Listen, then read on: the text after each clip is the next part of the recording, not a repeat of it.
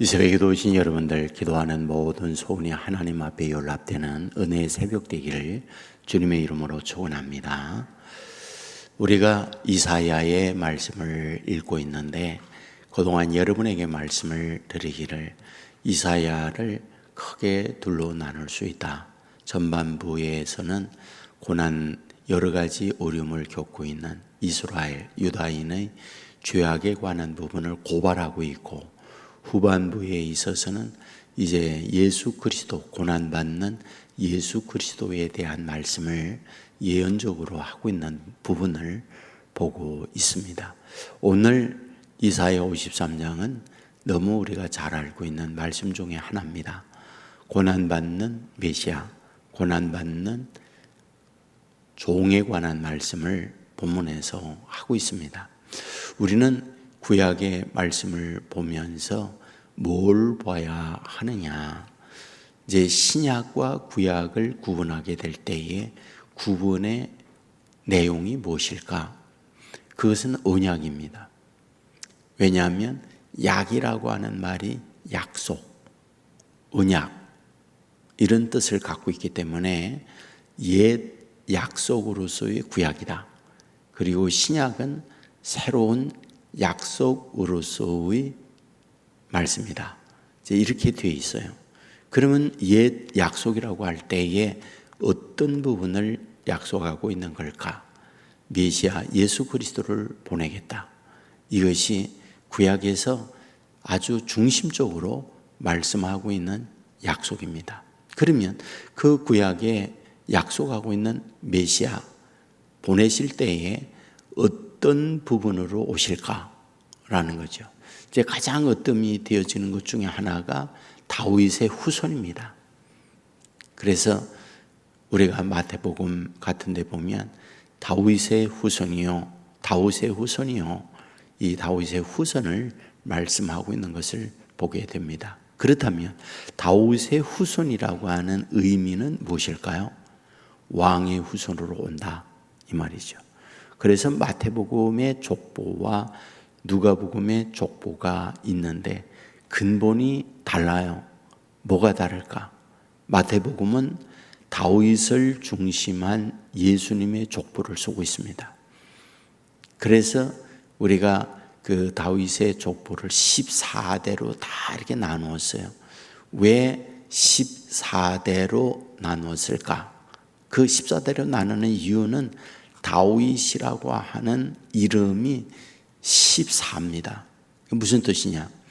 우리는 훈민족음의 기역, 니은, 디귿 이렇게 가는데 이제 히브리어 알렙베드, 감멜 이런 단어로 나가는데 그 단어는 또 다르게는 아라비아 숫자를 같이 써요. 알렙 그러면 1, 그 다음에 2, 3 이렇게 나갑니다. 그런데 그 숫자에 다윗이라고 하는 이름을 갖고 그 숫자를 계산하면 14가 나옵니다. 그래서 예수님의 마태복음의 족보에 14대 이렇게 짜 맞히고 있는 것은 다윗의 후손으로 메시아가 오셨다라는 걸 증명을 하기 위하여 14대로 맞추고 있다. 이런 말씀이 되는 거죠. 자, 그런데 다윗의 후손으로 왔다 이 말은 강력한 것이 왕의 후손이에요. 근데 실제 이와 같이 다윗의 후손으로 왕의 후손으로 오는데 그러면 어떤가요? 고대 왕실에서 훌륭하고 지도자가 되어서 인정받고 누구나 추앙받는 모습으로 와야 하는데 실제 오시는 메시아의 모습은 어떠하다? 아주 초라하고 보잘것없는 그런 모습으로 오는 거죠. 여기에서 이제 고민이 있는 거예요. 어떤 고민입니까? 인류를 구원하기 위하여 오시는 그분이라면 당당하게 왕으로서 모두가 추앙하고 따라갈 만한 이런 메시아로 와야 하는데 어떻게 이럴 수 있느냐라는 거잖아요. 근데 성경에서 잘 이렇게 말씀을 보면은 그림자라는 얘기를 계속합니다. 우리가 히브리서 10장 1절에 보면 율법은 장차 올 좋은 일의 그림자일 뿐이요 참 형상이 아니니. 이게 무슨 말일까요? 그 히브리서 기자가 메시아를 이야기하면서 그 메시아 구약에 나타나 있는 제사라든지 성막이라든지 기타 등등의 율법은 다 실체가 아니라 그림자로서 보여준 거다라고 설명을 해요. 그러니까 구약에 여러 가지 말씀이 있는데 그건 실체가 아니라 그림자였다. 그럼 어디에 그림자란 말일까? 신약의 그림자였다라고 얘기해요. 그러면 신약에 와서 실체가 무엇인가? 그 실체는 예수 그리스도다라고 말씀을 하고 있는 거죠. 그러니까 이 구약을 보면서 구약을 어디에 맞춰서 보아야 하느냐? 신약, 실체에 맞춰서 구약을 보아야 그 구약의 내용, 숨겨져 있는 그 본체를 확인할 수 있다. 이것을 이렇게 말씀하고 있다는 거죠. 자, 그렇다 그러면 오늘 본문에서 이제 고난받는 메시아에 대한 부분을 말씀을 하고 있지 않습니까? 근데 그 고난받는 메시아의 모습이 4절 5절에 보면 그는 실로 우리의 질고를 지고 우리의 슬픔을 당하였거늘 우리는 생각하기를 그는 징벌을 받아서 하나님께 맞으며 고난을 당한다 하였노라. 그가 찔림은 우리의 허물 때문이요 그가 상함은 우리의 죄악 때문이라. 그가 징계를 받음으로 우리는 평화를 누리고 그가 채찍에 맞음으로 우리는 나음을 받았도다. 이건 아주 구체적으로 고난받는 메시아 예수 그리스도의 고난을 말씀하고 있다. 이것을 말씀하고 있는 거죠. 근데 문제가 있죠. 이런 고난받는 메시아, 우리들을 위하여 죄를 대신 짊어진 메시아인데 그분이 실제적으로 살아갔던 모습이 2절이죠. 그는 주 앞에서 자라나기를 연한 순 같고 마른 땅에서 나온 뿌리 같아서 고운 모양도 없고 풍채도 없은즉 우리가 보기에 흠모할 만한 아름다운 것이 없도다라고 말씀을 하고 있어요. 그게 무슨 말인가? 이와 같이 우리에게 구원을 위하여 오셨다고 그러면 내가 너희를 위하여 구원자로 왔어. 이런 멋진 모습으로 보여주어서 상당히 많은 사람들을 구원하는 일을 한다고 그러면 얼마나 좋습니까? 근데 오셔서 우리를 위하여 구원을 이루어주는 그분의 실제의 모습을 보았더니 뭐예요? 여기에서 연한 순 같고 마른 땅에서 나온 뿌리 같고 고운 모양도 없고 풍채도 없고 흠모할 만한 아름다운 것이 없는 거죠. 따라갈 만한 매력이 없는 거예요. 아버지는 목수지, 자기도 목수지, 나사렛 동네에서 살지. 그러므로 주위에 있는 사람들이 저분이 무슨 메시아일까? 이런 생각을 갖게 된다는 거죠. 그렇다면 여기서 우리에게 굉장히 중요한 문제가 있어요. 왜 이러한 모습으로 오셨느냐는 거죠. 왜 이런 모습으로 오셨을까요? 아무나 구원을 하는 메시아가 아니었다라는 거예요. 겉모습을 보고 따르는 자들에게 메시아로서의 모습은 아니었다는 거예요. 그 중심에 숨겨져 있는 것을 볼 줄 아는 자만이 이 구원의 은혜에 참여하는 자로 만들고 있다. 이것을 말씀하는 거죠. 자, 다시 말씀을 정리합니다. 구약은 그림자예요. 숨겨져 있어요. 겉모습이 아니에요. 본체가 있어요. 그러니까 구약에 나타나 있는 군분자적 그것만 보면 바르게 보지 못하는 거예요. 글자 나타나 있는 여러 가지 모습들이 있지만 그 뒤에 본체가 있는데 본체를 볼 줄 알아야 된다. 자, 예수님이 오셨어요.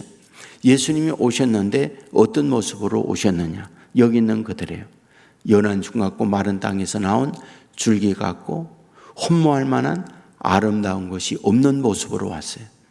근데 이게 겉모습이에요. 근데 그 뒤에 숨겨져 있는 그 본체가 안에 있는 거죠. 그 본체가 뭐냐? 구원자로서 오신 메시아의 모습이었다라는 거죠. 그러니까 우리가 이 땅 위에 살면서 눈에 보이는 그런 본체 겉모습만 보면 뒤에 있는 본체에 대한 부분을 이룰 수 있다는 걸 우리에게 말해주는 거죠. 그래서 성경은 말해요. 너희들은 자꾸 외모를 보지만은 나는 중심 보고 있어. 겉모습으로 드러나 있는 그것을 너희들은 보고 있지만 나는 보이지 아니하는 중심을 보고 있어. 그걸 계속 얘기하는 거죠. 그러므로 믿음의 사람들에게 있어서 우리에게 중요하게 요구하고 있는 게 있는 거죠. 중심을 볼 줄 아는, 겉모습으로 드러나 있는 그것만이 아니라 그 뒤에 드러나 있지 아니한 본체적인 부분을 볼 줄 아는 것. 그것을 갖고 있어야만이 우리 믿음의 사람의 성숙이요 본래 것을 볼 줄 아는 사람이 되어진다는 것을 우리에게 말씀하고 있다. 이런 말씀이 되는 거죠. 오늘 이 새벽에도 우리가 이 세상 사는 것 똑같습니다. 우리가 다 드러나 있는 것들 있잖아요. 그것이 전부는 아니에요.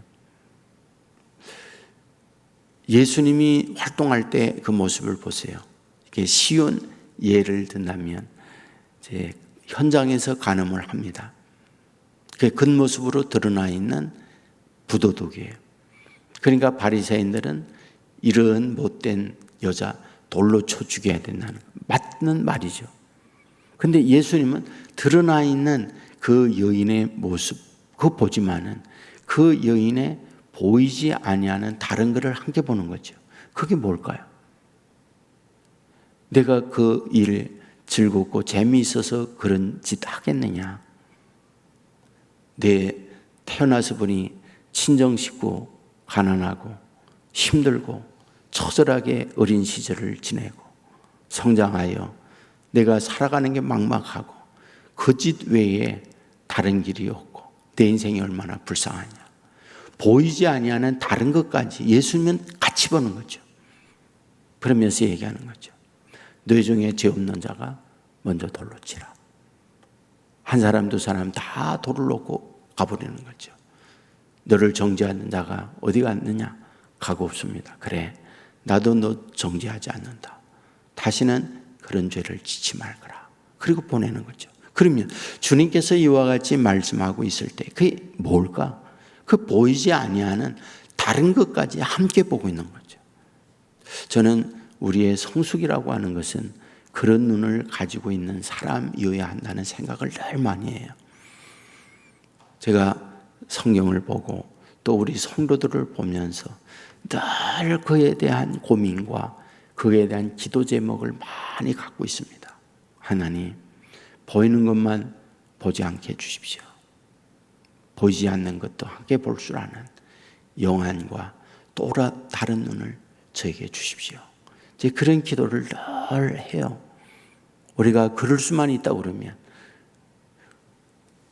어제도 말씀을 드렸지만 우주 만물의 모든 걸 보면서 그 안에 숨겨져 있는 하나님의 신성, 하나님의 섭리, 하나님의 이치를 함께 볼 수가 있다고 그러면 굉장한 성숙이잖아요.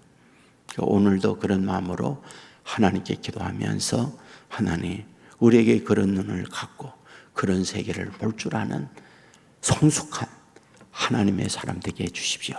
이와 같이 기도하고 하나님 인도받는 저와 여러분 되기를 주의 이름으로 축원합니다. 기도하겠습니다. 오늘 오신 아버지 하나님, 우리를 깨워주시고 주의 전에 나와서 말씀을 들으면서 하루를 시작하게 해주시니 감사를 드립니다. 이사야 53장의 말씀을 보았습니다.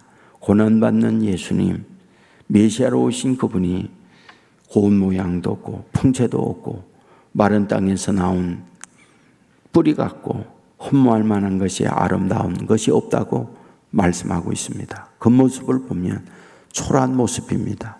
목수의 아들이고 자신도 목수고 나사렛에서 무슨 선한 것이 나느냐, 그런 동네에서 살았습니다.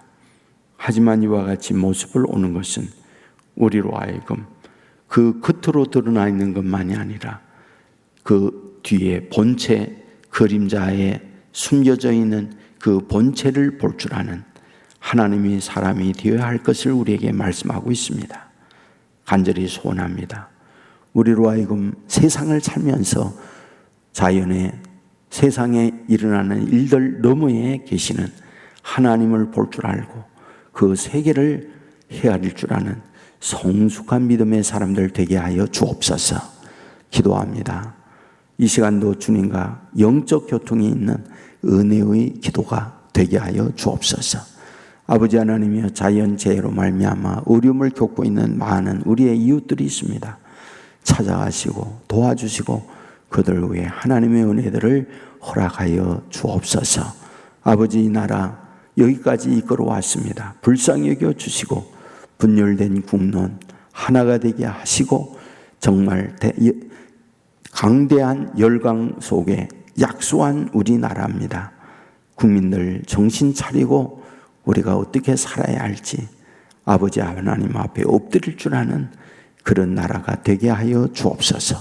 병상에 있는 자녀들 오늘도 일으켜 세워주시고 우리의 자녀들 우리 하나님이 맡아 주시옵소서. 도와주실 주님 믿고 예수님 이름으로 기도드리옵나이다. 아멘.